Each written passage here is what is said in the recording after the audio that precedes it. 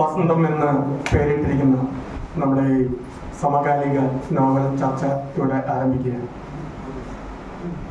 സമകാലികം എന്ന വാക്കിന് അല്ലെങ്കിൽ അതുകൊണ്ട് വിവക്ഷിക്കുന്ന രണ്ട് തരത്തിലാണ്.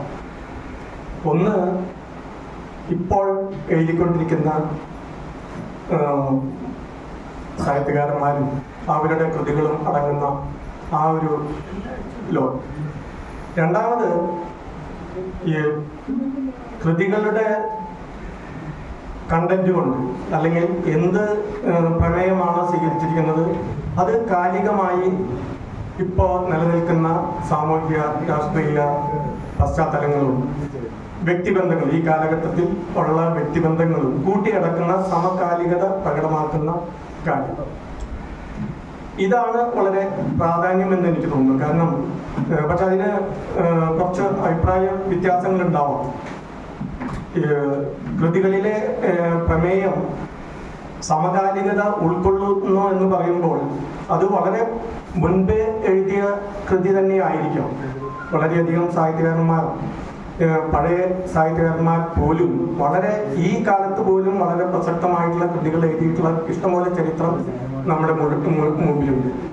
അപ്പോൾ അതിൽ ചരിത്രം അന്വേഷിക്കുന്നവരുണ്ട്.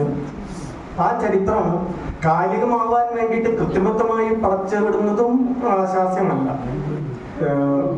ഒരു കൃതി എൻ്റെ മനസ്സിൽ കൂടെ പോവുകയാണ്. കാരണം 2018 കാലികമാവാൻ ശ്രമിച്ചിട്ട് 2018 വെള്ളപ്പൊക്കം വളരെ വിശദമായി പ്രതിപാദിക്കുകയും കോവിഡ് തൊട്ട് അങ്ങനെയുള്ള സംഭവങ്ങളെ കാലികമാവാൻ വേണ്ടി ഒരു ചരിത്ര നിർമ്മിതിക്ക് വേണ്ടി തയ്യാറെടുക്കുന്ന ഒരു നോവൽ, അത് പക്ഷേ വളരെയധികം അംഗീകരിക്കപ്പെട്ട് അല്ലെങ്കിൽ വളരെയധികം ശ്രദ്ധിക്കപ്പെട്ടു എന്നുള്ളത് വേറൊരു കാര്യം.